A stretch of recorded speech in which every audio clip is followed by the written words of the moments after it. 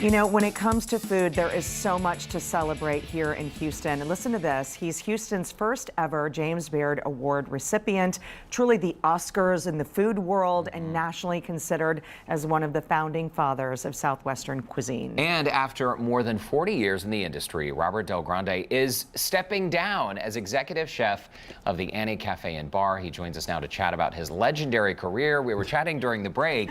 1981 was when you landed in Houston. Your wife, Mimi, at the time you were not married, but you chased her from California to Houston. Yes. And we can't imagine life without you, Robert. Interesting that you have a PhD in biochemistry.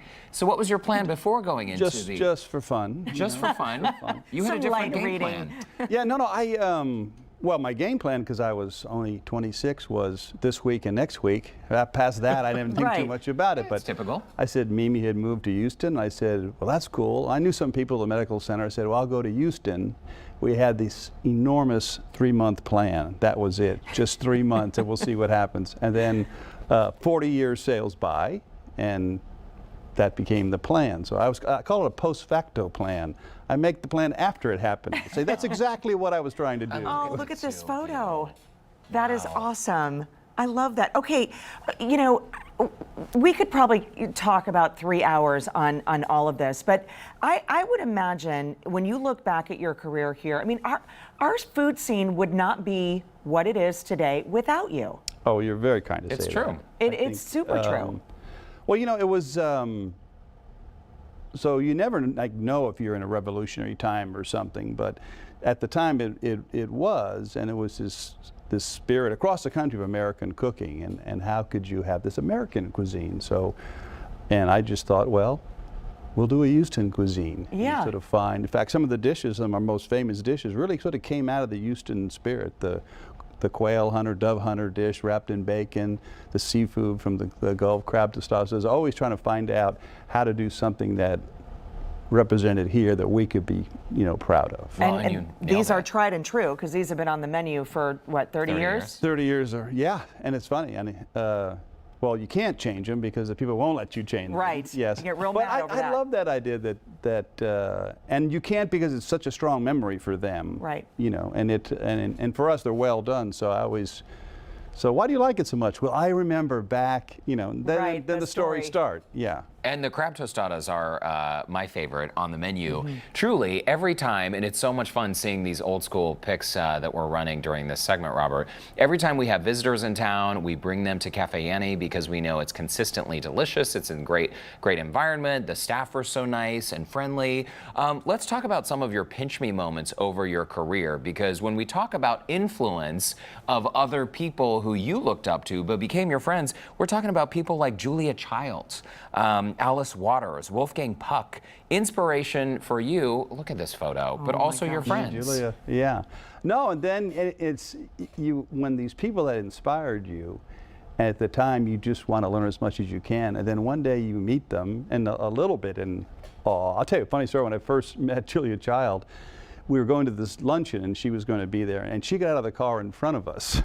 And to going into this restaurant, and the person she was with I knew, and I got out of the car, and I didn't see that she had took the first step up to go up to the restaurant. She was on the first step, and then it was Michael McCarty said, "Robert, I want to introduce you to Julia." So I came over there, and she was on the first step, and I was like, "Wow, you're tall." Oh, Julia. The first time I met her. She's already tall. She's already tall, so she was like at the 7-foot level. I just felt this sort of light come down. But she was a marvelous person. I enjoyed working with her, and she was, to be so warm and gracious. And she was never interested in herself. She was interested in you. Right. You know, she always asked you questions about yourself. What were you doing? Always very, very thoughtful, and we would do things together, and we'd be doing a show, and she always said the same question. So, Robert, what are we going to teach them today? And so I always remember that. Julia's going to ask me that, so I should have a good answer. Right, be prepared, Yeah, so she right? was always that way, and then want to know how you thought about things. You know. That's such a lovely Yeah. memory, She's really. beautiful, yeah. So, okay, we've mentioned that you're stepping down. Time for, are we using the word retirement? Well, I'm stepping down, not laying down. Okay, so, there we go. Yeah, so don't see me on the couch. But yeah, it's really less stepping down than stepping back a little bit to let that next generation have at it. Because I think, if anything, when people talk about, so what's your legacy? I don't want to be what I've done. I want to be what they're going to do, right? And that the stories that they'll tell going sort of forward. So I would say I'm going to do less of the blocking and tackling, particularly not getting tackled, Right. you know, that bruising part, and a little more sort of on the sideline coaching and helping them. I know what they need so they can get better, and that's where I think the real sense of pride is, when somebody that you helped suddenly and you open the door for really becomes sort of somebody. I think that for me is important. It's got to be so satisfying too to see your work being continued on by your staff.